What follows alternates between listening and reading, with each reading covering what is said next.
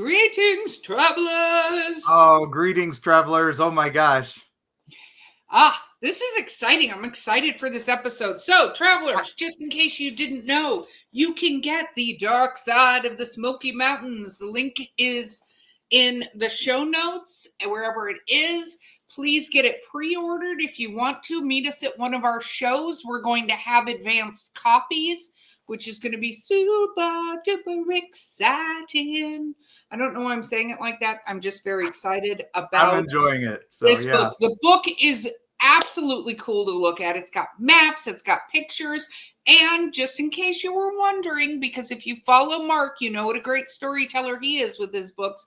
But this time, Erika comments. What did the person say about it? What was the analogy they did of us? Oh, they said we were very much Sherman and Peabody because we kept talking about the Wayback Machine and all the fun stuff we do. So. Yes, so don't worry. You get trips in the Wayback Machine in that book, and I tell you where all the good food is. So check it out. We made it so you could do the trip, and I think a couple of our friends of the podcast are going to be doing that, but we're going to wait to hear, and we'll announce it when it happens. So yep. If you know, you know. They're good friends of the show, and we'll announce it when we have more information. We're bad at keeping secrets, Erika. We are so bad at that. We are terrible, but that's just because we get very excited about these things. And we are mid-working on our next project, which is going to be the Dark Heart of the Appalachians. So yeah, we're excited for that one. Already in the works. We have got some events up in that area that we're going to use to snag those last few photos. And that's one of the big things with our books, gang, other than not mentioning any names, but there are some Wikipedia authors, we call them, that never hit the road, never go anywhere, and they're just using Shutterstock images and stuff like that. We have some historical images that I don't think you're going to find anywhere else. We got straight from historical societies and other archives, and we also have our boots on the ground photos. So we're so proud of this book. I am thrilled, and I can't wait for y'all to have it.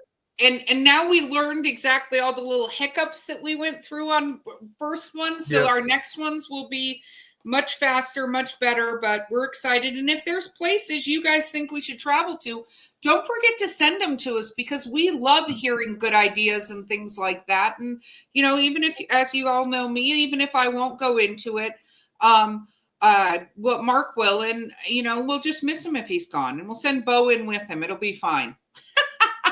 Yeah, that's very true. And just also remember, when we get your listener stories and listener tales, some of those turn into stories in our books. Yes. So that's why, because we will go investigate these, or we'll send teams to investigate these, and we'll go with them. And I cannot wait for y'all to just see what we've got and see what's coming. You guys are going to be thrilled. So exactly.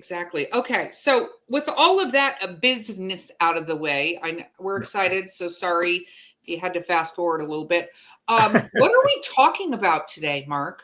Okay, so I went down rabbit hole after rabbit hole after rabbit hole. One of the things I put in every one of our books so far, even my old Eerie Travels books, my Eerie Florida books, Creepy Florida, Freaky Florida, Eerie Appalachia, and even my old Hellview books. I love a good witch story. Right. Oh, you know I love a good witch when they're vengeful. You know, those are my favorite, are the vengeful witches. They spark joy for me. Be vengeful. And some of them are just crazy stories, right? They're just too much fun. And I was realizing I hadn't really done much with those here on the podcast. So it was time. The witches get their due a little bit.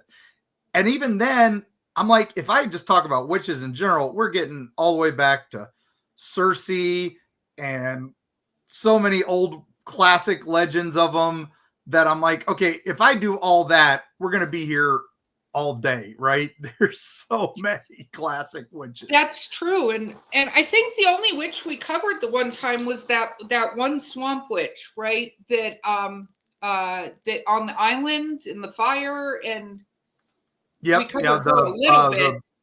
Hog Island Witch. The Hog Island Witch. Yes, thank you. We talked about her. Oh my gosh. The inspiration for Blair Witch Project. But I am going to just mention a couple of historical ones that if you want me to talk about them at some point, please reach out. Of course, probably one of the more famous ones, but also kind of forgotten, is the Witch of Endor, not the Witch of the Planet of Ewoks, but the I was Witch of going to say, Endor. I just heard Endor in my head, and I'm like, I don't remember a witch with the Ewoks. That would have been a better movie. What? That would have been a better movie, but this is the Christian Bible.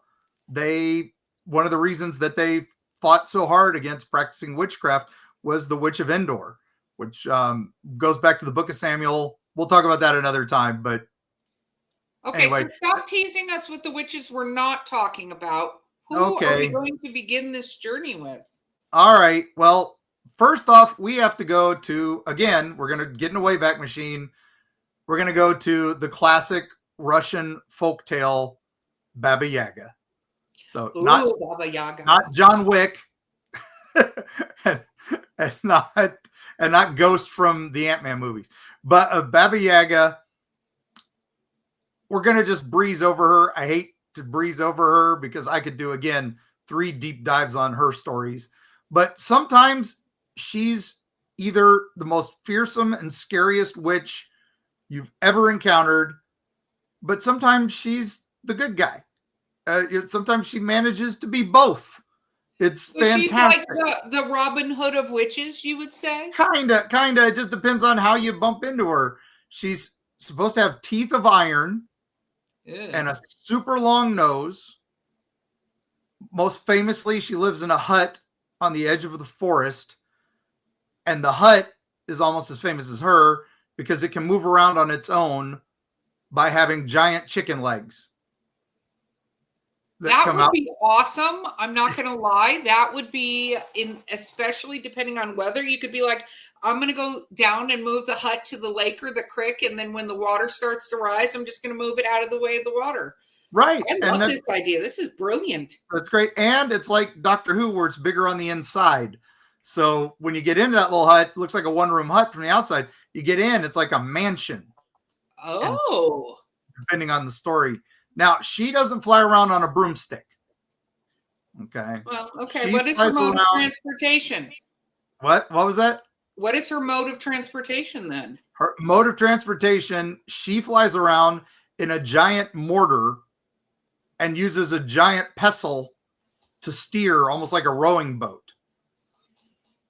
And she pushes away with that, and she just sweeps the tracks away from behind her when she's just on the ground sliding in that thing. She has a broom for that, and it's made of silver birch. So she is not affected by silver at all. She uses silver quite a bit, kind of to her advantage. I love now, this. You don't know if she's going to help you or hinder you when you seek her out. But generally, bad people get their just desserts from her, right? Yeah. But she also wishes to rescue the good, as that, evil brings its own consequences. So good, she tends to help. But she's just this amazing, you've got to go out in the swamp usually to find her. And depending on the story, like I said, benevolent, evil. So we're just going to leave her at that. Probably the best depiction of her in film was in the 2019 Hellboy reboot. Not a perfect movie by any stretch, but Baba Yaga in that, dead on. So, wow. All right. We're going to go a little forward in time. Okay. That's good. We're going to go to Italy. Okay. Get ready for wonderful treats there and all that. Yes, I'm excited. I have my pasta bib ready to go. But this is La Befana. And La Befana is a popularly told tale, usually around Epiphany. Okay. And so Catholic holiday, what does that got to do with a pagan witch? Well, that's it. She's a witch. Wow. Folklore, on the night before the Feast of Epiphany, which is in early January. We know that down in Newport Richey, where they throw down the cross and all the guys have to dive into the freezing cold Gulf of Mexico or Gulf of America, depending on where you're at. But Bafana, again, she flies around the room, around the world on her broom. Okay. And she delivers gifts. Ooh, I like her. So she's like the Santa Claus of witches then. 100%. She leaves candy. Ooh. She leaves fruit. She leaves small gifts in stockings. Ooh. For all those kids who are well behaved. Now, if the children are naughty, what do you think she leaves in their stocking? I'm going to say coal. And this... Exactly. Wow. When is this from? This is from around 1600s, 1700s mostly. So way before the whole idea of Santa Claus and Kris Kringle. Right. Sound familiar? Exactly. You gotta love it when history is stolen. Now, the one good thing about Bafana's broom is it's more than just some way to fly around, right? She will tidy up a messy house and sweep your floors before she departs to her next stop. Oh my gosh. Yeah. And guess where she comes in and out of? The chimney? The chimney. That's why she has to sweep up after herself, because otherwise there'd be soot everywhere. Wow. And for adults, she will wrap up her visit by indulging in a glass of your wine or any plate of food you leave out for her. Ooh. So cookies, for instance. Yeah, but cookies and wine instead of cookies and milk. You know me, I'm down for the cookies and wine part of things. Right. Now, many people think that she kind of has this prehistory, pre-Christian origin, that she might have even gone back earlier. Mm-hmm. We're talking Roman times. Oh, wow. But they have a midwinter thing. We talked about Saturnalia a long time ago. And some people say that that's where she kind of started, that she was a Roman witch. And we don't really know 100%. But there was I can't pronounce it. It's going to be terrible. But it was the practice of Strigaria. I think that's right. And that's a festival basically in a witch's honor, which we think was La Befana. Oh. And now they brought it back in modern Italy, and it is to honor her. Yeah, no, absolutely. Pretty fun? Yeah. Okay.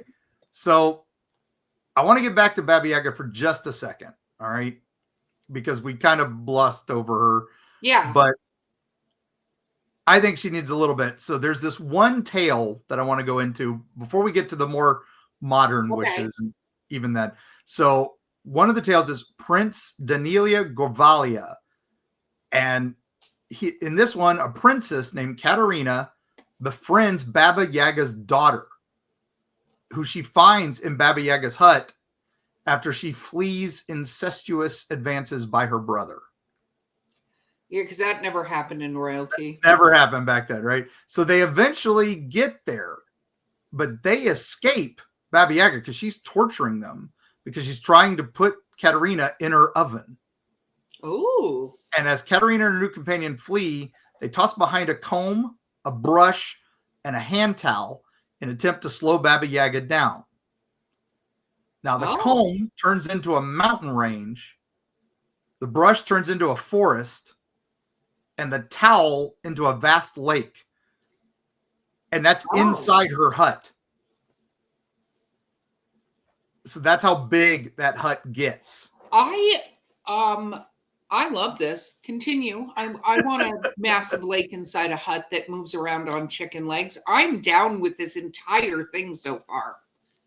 Yeah. I'll deal with the iron teeth even to have this happen. I'm good. And a big nose. Who cares? I'm out in the middle of the forest. I got this. And the way this goes is, we don't know. Why is she trying to shove the girl into the burning stove? Is she a demon? Is she a witch? Is she trying to roast the souls? Who knows? Is she going to eat them? But that whole image of an old woman living in the woods, doing whatever she wants all day long, right? I think that sounds like a dream for me. Yeah. Yeah. Dream job. But that just shows you how these witches can be helpful. They can be hurtful. We talked about the Hog Island witch. Yeah. She was a healer and got burned at the stake or tied up. There's lots of different ways that story goes. So now we're going to talk about the most famous witch. I think that even American Horror Story did a thing on her, and that is Marie Laveau. Right? Yeah. Now, she is not a swamp witch, despite No. the songs, despite a lot of legends about her. She came from a family who was New Orleans rich. Right? Yeah. She's got this complicated history, though. Her mother was Marguerite, who was a freed slave, and her great-grandmother had been born in West Africa.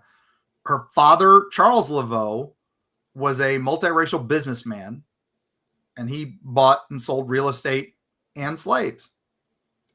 And she married a guy named Jacques Paris, who was a carpenter of color, but he mysteriously disappeared shortly after their wedding.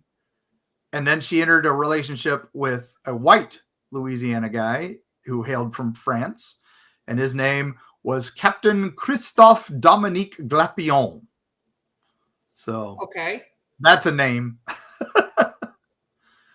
And that sort of relationship was pretty common in Louisiana. It seems like, we took a step back for a little while, but back then that was fine. And they lived together happily. He brought property for her, and this was just a respected relationship.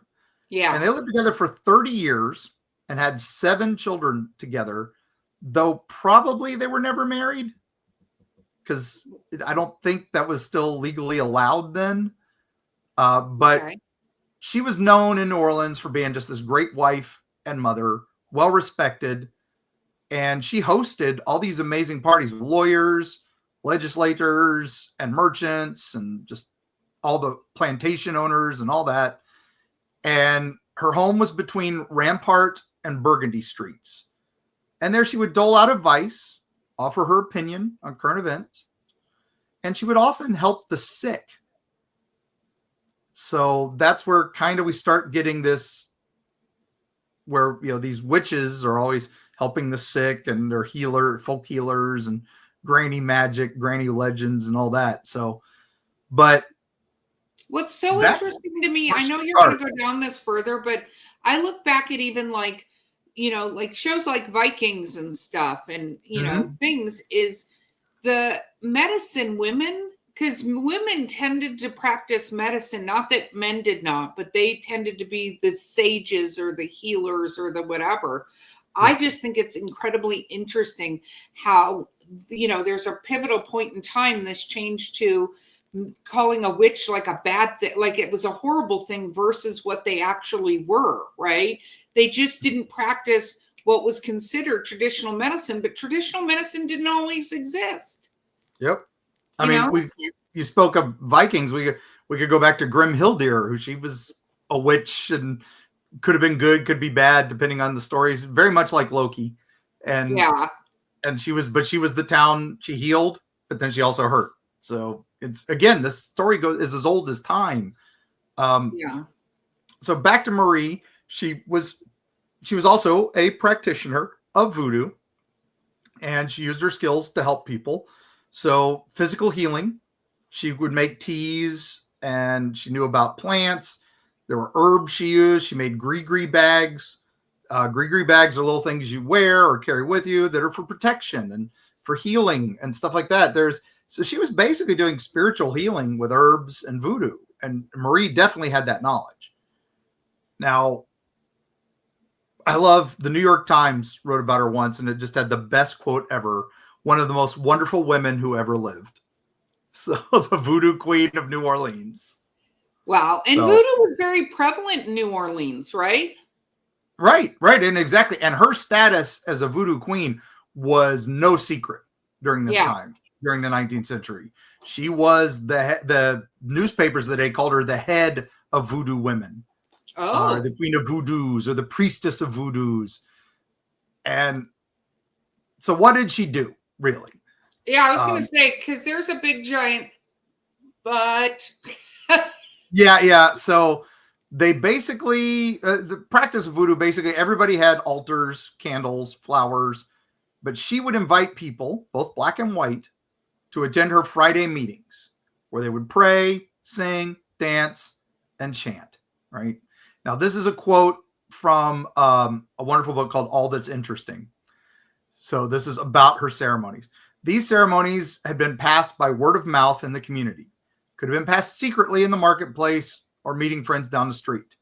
If you'd gone for help previously, she would have let you know when the next ceremony was. The ceremony would have been directed at certain things, either love, money, luck, or your ancestors. And women of all races, Black and a lot of the Spanish men, the same people who are the majority of voodoo practitioners today, were there. So that's a great quote. So, yes. So as queen, she led even more elaborate ceremonies. Apparently, on the eve of St. John the Baptist was probably one of her famous. And on the shores of Lake Pontchartrain, they lit bonfires, danced, dove into the sacred water. And Laveau probably got gifts for this, right? She worked on donations. Sounds like the church, right? Yeah. People would slip her 20 cents, 50 cents, a little bit more.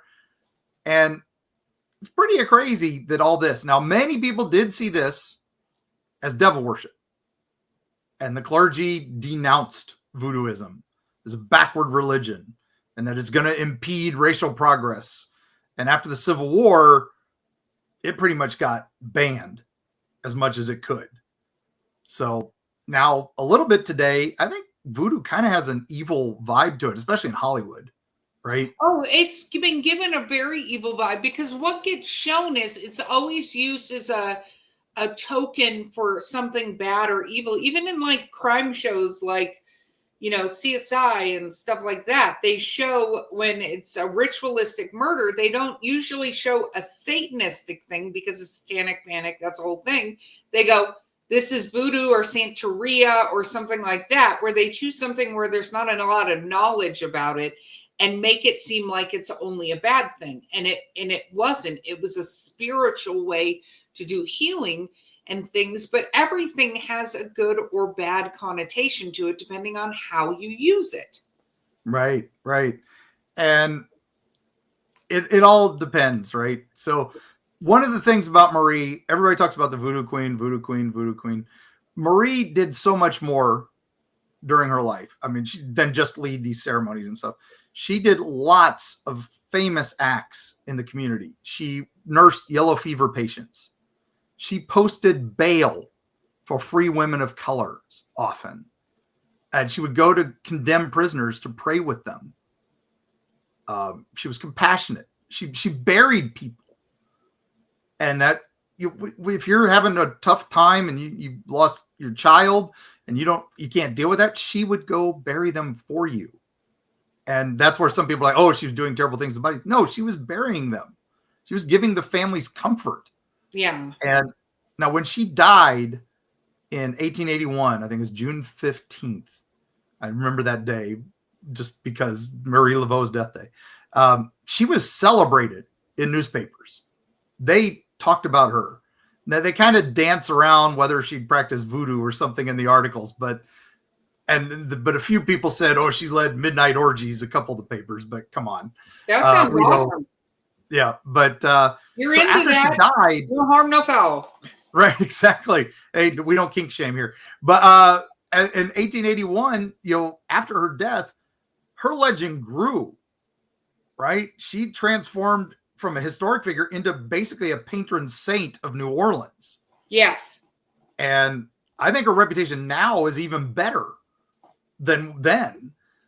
And people are looking into their ancestry and their spirituality because of Marie Laveau. I think that they want that history. They want to be tied to that.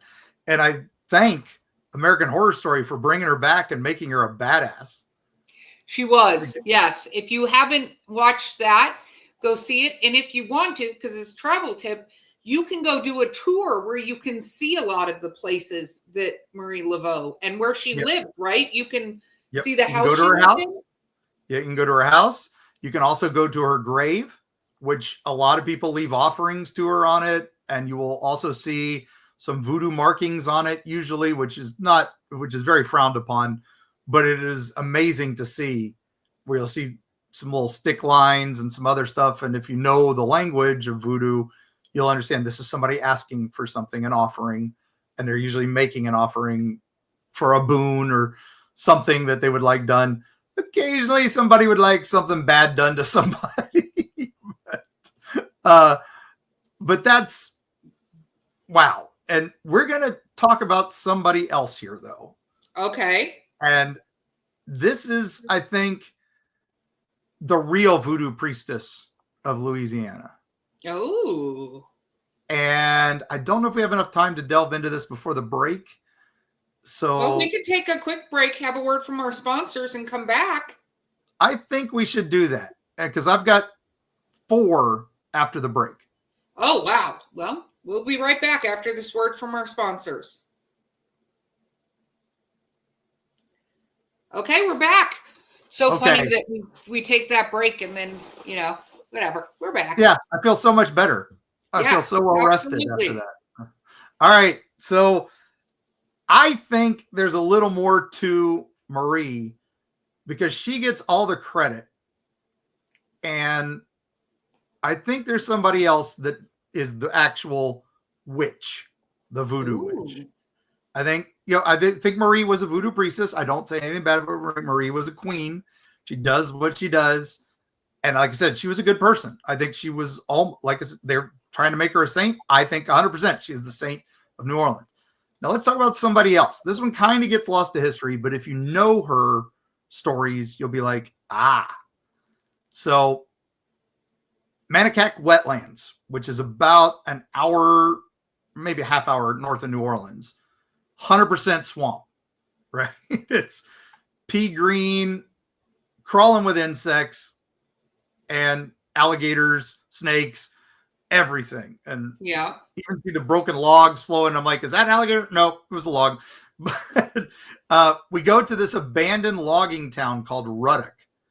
And it is ghost town that the swamp is reclaiming. It's just completely gone. But when you go there, you are told, beware of the curse of Julia Brown, the voodoo queen. Okay. Now, sometimes you'll hear it as Julie White or Julia Black. And she was a voodoo queen or voodoo priestess who lived at the edge of the swamp and worked with residents of the town of Frenier. Okay. And she was known for her charms and her curses. And she would sing with her guitar on the porch these unusual songs. And one of the most famous lines from one of her songs is, "One day I'm going to die and take the whole town with me." Oh. So now when she was alive, this is turn of the century, turn of the 20th century, Ruddock, Frenier, a couple other towns were pretty prosperous settlements on the edge of Lake Pontchartrain, right? I know I'm pronouncing that wrong, Cajuns. I apologize. That was how I called it. That's okay. You can complain in the comments. So the railroad's coming through. Cabbages are running big. That was the big local crop there. And the train would come in, bring groceries, and then haul away logs, cabbages, and then go all the way up to Chicago because there's no roads, no doctors, no electricity. But these people kind of carved out an existence there. Now, September 29th, 1915, before we named them, a huge hurricane comes up from the Caribbean.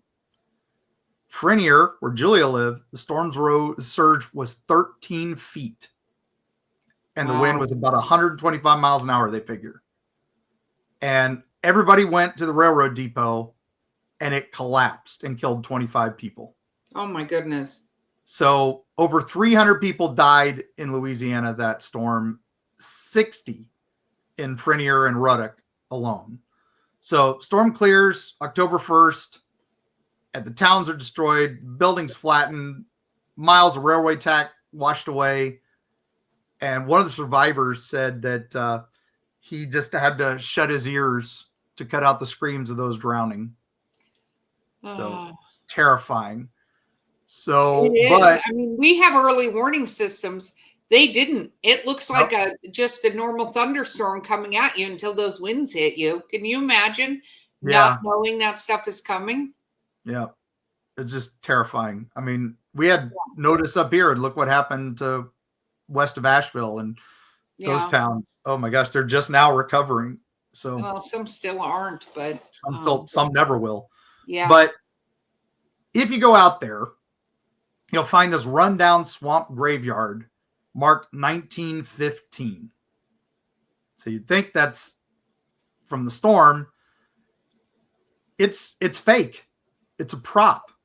And it's where ghost tellers take their swamp boats out to and say, oh, Julia Brown haunts the swamp.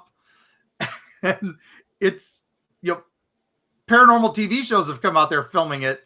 And some say they've seen her cackling at the edge of the woods. And I wanted to separate the truth behind it because that's what I do. And I found Julia Bernard in Louisiana from around 1845. There was no Julia Brown before that. And she married a Celestin Brown. So that's where Julia Brown would come from. And she got his farm when he died in 1914. Now, nothing mentions her as voodoo. They did find a couple references to her where she worked in New Orleans in the 1860s. And she was a local healer, according to a few people, or a traiteur, which is the Louisiana healer, midwife, all that. And her song is documented too. That this one person in one of the stories said Aunt Julia Brown always sat on her front porch, played her guitar, sang songs she would make up, and that she would die and everything would die with her. So that's where we get that. Now, her funeral was from 1915. She died in the storm.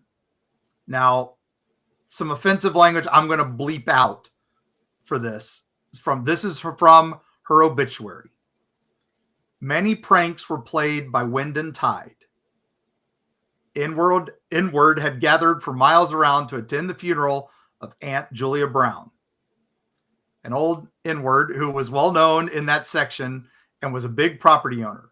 The funeral was scheduled, and Aunt Julia had been placed in her casket, and the casket in turn had been placed in the customary wooden box and sealed.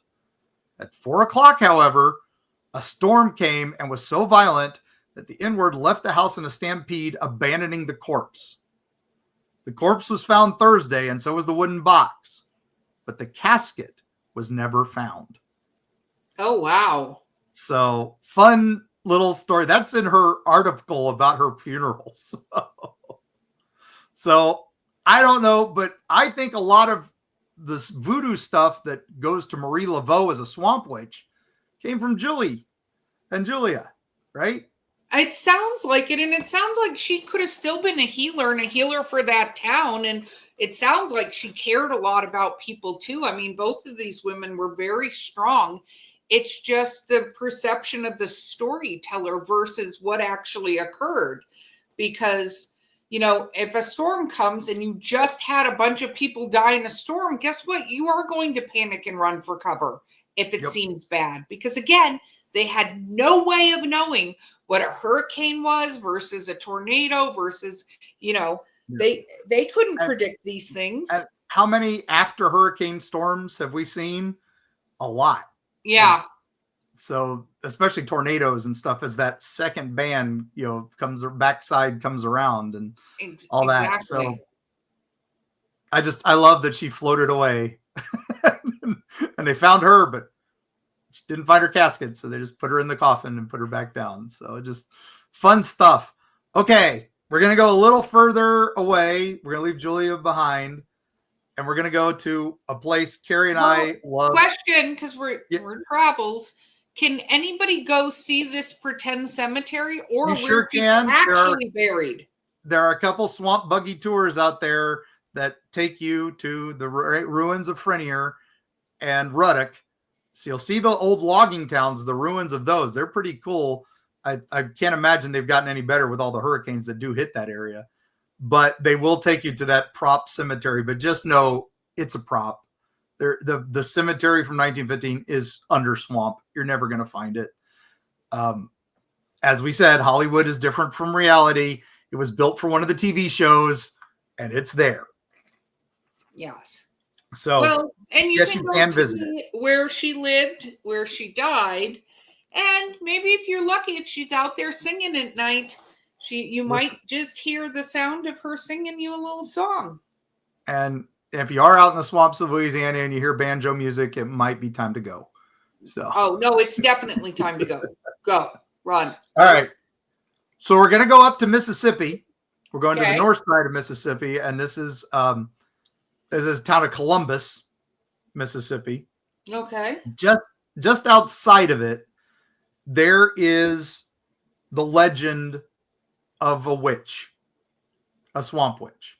And Okay. Carrie and I heard this legend, and we happened to be in the area, so we were like, "Oh yeah, we have to do this." The legend is hysterical. You know how we love the legend trip, right? Go try the legend, all that. So this one's pretty well known in the area. Now, there's a road there. It's called Nash Road, and it goes right through a swamp. Okay. It's basically a gravel road just above the swamp. I'm talking like level with the swamp. If it's in a rainy season, it's going to be tough to drive. Okay. But now when you go through, there's a lock and dam in Columbus. So you're not going too far from that. And that's where you're so around, I want to say I got the address here. Yeah. 4548 Nash Road. That's okay. There's no house there. There's nothing, but there's a little offshoot road there. And there's a little yellow fence there. Don't go past that yellow fence. The people who own that land will shoot you. But yes, so, Eerie travelers, we do not want you shot. Don't go on private property. Don't go on private property. But this witch is a ghost. She died at some point. We don't know her story. Okay. But she doesn't just haunt the area. She challenges you. So what you do, if you want to see this lady, you have to summon her. So she's not just going to show up. And you go to that stop on Nash Road and turn off your headlights. You're supposed to go at night. We didn't do that. We went during the day because we were sane. But turn off the little headlights and honk the horn 3 times. And after that, the witch appears. Usually she knocks on the roof of your car and then sits next to you. So like she's above you and then stands next to you. And she challenges you to a race. Wow. You have to race to the end of Nash Road. Okay. Which is about 2 miles from there. So you think, okay, I can beat this lady, right? Mm-hmm. So you get ready to go, but she cheats. She has a third leg that she puts on. So she could run super fast. And she's never lost yet. And we went out there. Nothing. Apparently, it's just a challenge to her. Okay. So I love that she's got this rotted leg that she's kind of sews onto her body that runs. I don't love that. That sounds smelly. Supposedly, the magic leg came from one of her victims from when she was a witch and cursed him so that she would have his leg because he wanted to be the fastest man alive. So she made that for him. And then when he gypped her, she kept his leg. So, okay. I don't know. There's a lot of mixed stories about her. There's a sunken church just off that path in the swamp. There's no way to get to it. Please don't march out there. You will not do well. So look for pictures of it. They're available. But you can go to Nash Road. It is definitely a travel I would highly recommend. So, too much fun. Well, okay. Let us know, travelers, if you go do this, whether or not you beat the witch. I'm curious. Yeah, I'd love to know. So Yeah. the next one, this is one. This is on Amelia Island, and I think we've done this before, but I kind of want to just make sure she's tied into this. Okay. And there's a voodoo queen that hung out in Bosque Bello Cemetery. I think we mentioned that. Bosque Bello is probably Florida's oldest cemetery. It predates Yeah. St. Augustine. It's goes back to 1798. So, I mean, St. Augustine goes back to the 1500s, but Bosque Bello was built on an ancient cemetery that had been there since the 1500s, early settlements and stuff. Now, Okay. this is basically 11 acres and it's got over 5,000 graves. It's amazing. And it's two sections. One's the new section where they're still doing burials, and one is the old section. And the old section, paranormal teams love going to. A lot of famous, prominent people are there, rum runners, politicians, boat captains, even some magicians, a couple of the lighthouse keepers. There's a lot of stuff there. And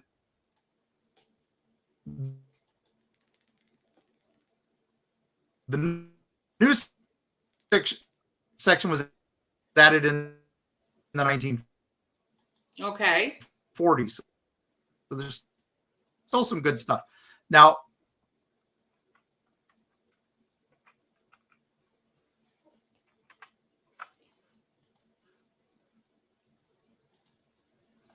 Oh, we lost Mark.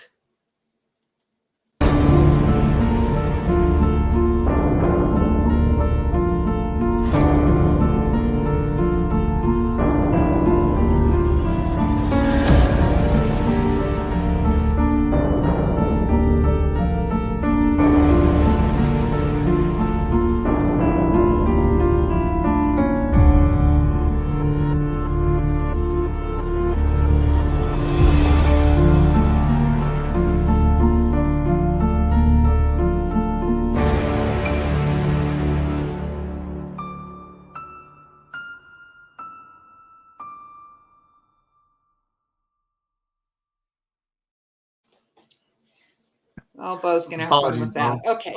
Bo's Yeah. have fun. Yeah. All right. So back to it. So the cemetery's got the two Yeah. sections, and then there are ghosts there: woman in white, children ghosts, whistler ghost, a runner ghost, which is a shadow figure, and then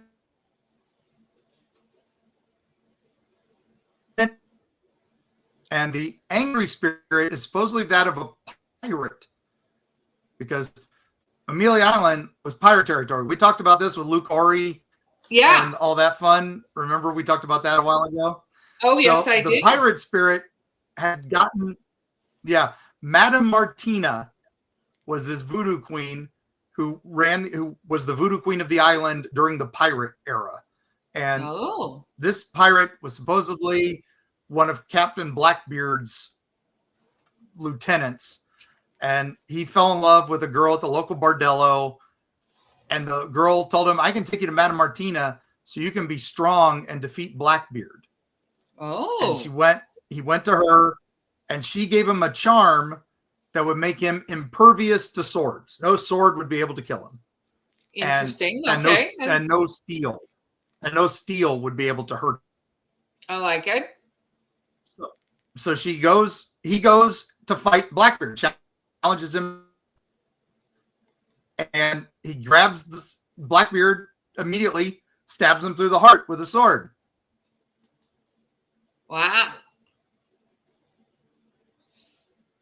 Doesn't sound like he won that one. No, but it didn't affect him. He survived. No problem. He's impervious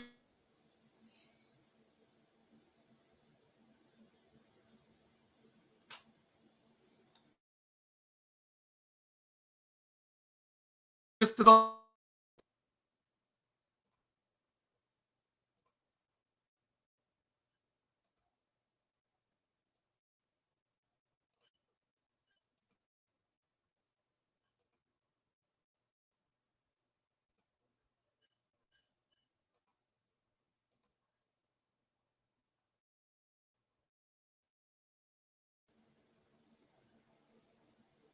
Okay. All right. So back to it. He has that charm protecting him. He challenges Blackbeard to a duel. Blackbeard just stabs him in the heart with his steel sword, but he's impervious. Doesn't hurt him. He lives. He's like, ha ha ha. So then Blackbeard pulls out his gun and shoots him in the face. So the charm protected him from the sword, from steel, but didn't protect him from a lead bullet. You got to be very careful in the requests. Like, I mean, I feel like that says volumes about our little pirate friend, because the fact of the matter is, if you knew Blackbeard has a gun, you might want to bring that up. He's known for having several pistols. So yeah. So anyway, Blackbeard gets pissed, chases this, he just finds out that the Voodoo Queen protected him. So he goes into the woods and the swamps of Boscobello trying to find her. Never does. But he wanted that charm to protect him from swords. I thought that was pretty cool. Yeah. So we've got one last one that I wanted to discuss. Now, this one, I went down a serious rabbit hole. There's a famous song, okay, by the great Jim Stafford. And this was in 1971, and it was called Swamp Witch. And this song charted. It did really well. It was from his album that I think his other song, I Don't Like Spiders and Snakes, went up a little bit higher on the charts. But Swamp Witch is just a great story song. Yes. And Jim Stafford's amazing. He wrote some great songs. Some that have been adapted for Renaissance festivals all over the world that they think there's some medieval song. They're his. And that probably most famous is Under the Scotsman's Kilt. Right? Oh, yeah. But Swamp Witch was one I'd heard quite a bit growing up. And I loved it. And the song is about a witch who lives at the edge of an Okeechobee town. So this is Lake Okeechobee, South Florida. Largest inland lake in the United States. It's almost like going to the Gulf of Mexico when you go there. It's crazy. You can't see the other side, but wow, you go out there and and supposedly this Okeechobee town, she was outside, Swamp Witch, healer, but they would all be afraid of her. And her name was Blackwater Hattie. Ooh. And now we have talked about, I think we talked about the Blackwater clan before. They are a real thing. They are in the middle of Florida swamps. They're an inbred snake worshiping. They weren't really snake worshiping. They were Bibles, but they were the ones that held the snakes up. And if you hold rattlesnakes up, and if you don't get bit, you're holy. So, but they had a whole thing in the 1950s. One of them came to town, got drunk, and they arrested him. But because they arrested him, they were just going to keep him overnight in the drunk tank. Word got back to his clan, and then the clan all came in. And there are all these stories of 40 or 50 misshapen men and women came out of the swamp, and the police got so scared they let him go. Well, I mean, probably good on them. So that's the Blackwater term. And I was actually thinking, okay, so this must be a member of her clan, of that clan. She was a member of that, and she's helping these people out in this Okeechobee town. And the story goes that the town gets poisoned. They're all dying. Some fever got them. The swamp fever got them, which I'm assuming is yellow fever. And the doc was the first one to die. So there's no one to take care of anybody. So they blame Hattie, and they form a posse to go get her. Yeah. They never find her, and they come back to town. And then the next day, there's this big vat of goo in the center of town. And they all just start drinking it because you're starving, you're dying. You don't ask. And then they all feel better. The fever went away. The sky's clear. Everybody's fine. It's a miracle. And then they go, oh, Hattie's great. Swamp Witch magic is good. Let's go get her. And so they go out to find her, and all they see, they never find her. They never see her, but they see this note stuck to a tree with a knife that says, don't come looking again. Yeah, I So, don't love that. so Jim Stafford's song describes all that. So I wanted to know which town this was. So I start driving around Lake Okeechobee to find out which town claims Blackwater Hattie as their own. And none of them would say this is exactly where it was. Or it was the opposite. I found like 3 others that were like, oh yeah, she's here. She's here. This is where she came from. And I'm like, okay, this is.